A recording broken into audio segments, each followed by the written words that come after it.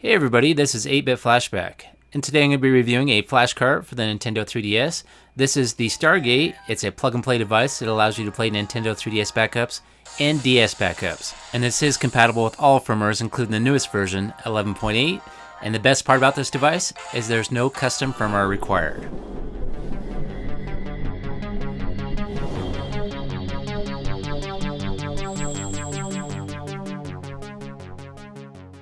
So currently my 3DS is on the newest firmware that's available at the moment, which is 11.8.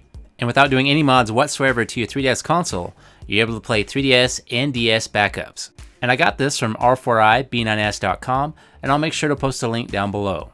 Here's a look at what you get inside the box. You get that flash cart, you get a micro SD card USB reader, you also get a micro USB cable. This micro USB cable can be used to hook directly to the flash cart to update the firmware if we get any updates in the future. Here's a closer look at that SD card reader. It just plugs into a USB slot on your computer. Then on the other end is where your micro SD card would insert.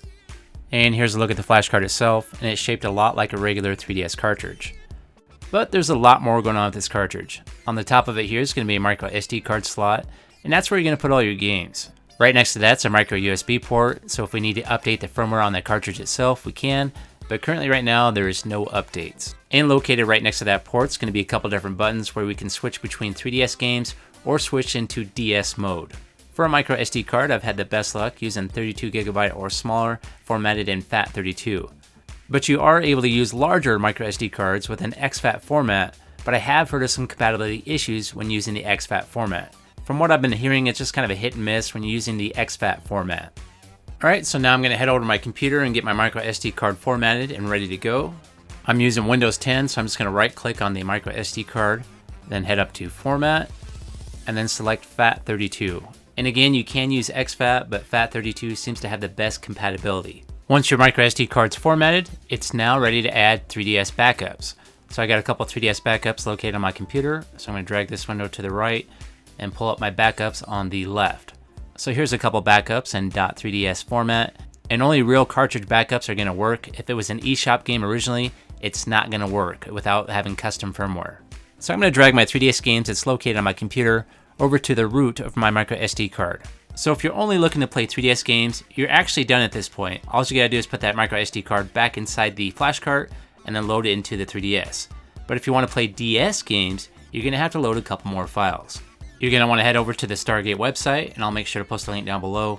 And we're going to be clicking the DS menu download, which is located right here. There's also going to be a custom firmware download, but we're going to worry about that in a future video. We're not going to mess with custom firmware in this video. So I'm going to click on the download link, and if this one's not working for some reason, there is 4 different links available. So when I click on that, it's going to redirect me to a different site. This is maxconsole.com.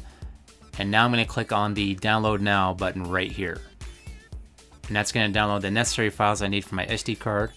And this download is going to be inside of an archive or zip format, so we're going to have to open that up, and inside there is going to be the files we need.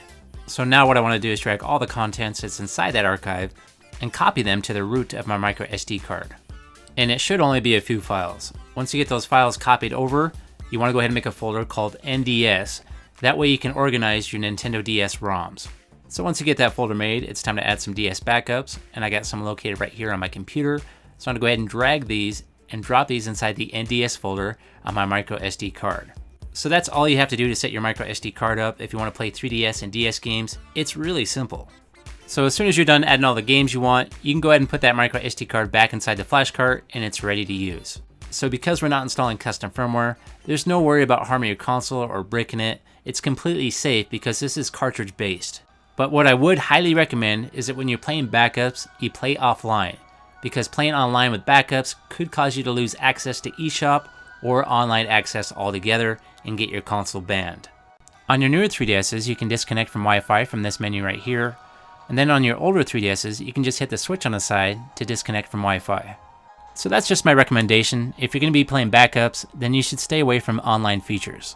Okay, it's time to insert my Stargate Flash Cart inside my 3DS console. And check out this Dreamcast theme I just installed. It even has cool sound effects. And I downloaded this theme previously, and it has nothing to do with Stargate. I just think it's cool and I wanted to show you. So when I insert the game, it loads just like a regular 3DS game. And I can navigate through different games by hitting the buttons located right here.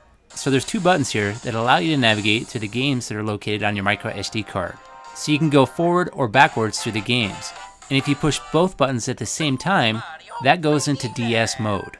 And that is one thing I'd like to mention, is that pushing both those buttons at the same time can sometimes be a pain. You gotta push it just right to access that DS menu. But once you get the hang of it, it's easy. So now I'm gonna go ahead and go back to the 3DS menu by pushing both those buttons at the same time again. And now I'm gonna go ahead and test out a 3DS game. This is Paper Mario. And for this video, I'm only gonna be testing 3DS games that I physically own, and you can see them right there. And I'm just gonna be showing the game loading because I can't really show much gameplay because of copyright issues. So the game loads just fine and it plays just like it should. When you want to exit a game, you just push the home button and close it like normal. So I'm going to close out of everything here and get back to my home screen. One more click here. And now I'm going to load a different game. We'll try Super Mario 3D Land. So we'll go to the next game over. So I'll go ahead and load this game now.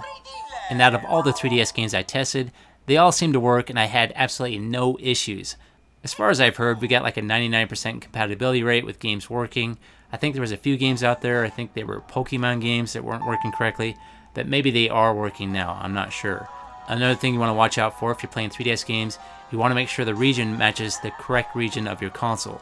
If it's the wrong region, the game will not work. So every time you access the DS menu, it's going to bring up that Alex Rider game, and then that's going to bring up another submenu. And from here is where you're going to select your DS games. So right here at the top is going to be my NDS folder. I'm going to click on that, and inside there is going to be all my DS games. So I'm going to scroll through the games, and I'm going to test out Super Mario 64. And same thing with all the DS games. I had no issues. Everything played just like it should. So there might be some other issues with this flash cart I don't know about, but out of all the games I tested, I didn't have any problems, and I would say this flash cart works great. For the game saves, that does work, and what happens is it creates a save file right next to the game on the micro SD card. Also, I should mention, when you're not using that flash cart, it is safe to go ahead and turn the Wi-Fi back on. Everything is cartridge based, so as soon as we remove that flash cart, we're good to go again. Okay, it's time for me to get out of here. If you liked that video, please hit that like button. If you want to hear more from me, please subscribe. And if you want to help support the channel, you can find me on Patreon and Facebook. Have yourself a great day, and I'll see you soon.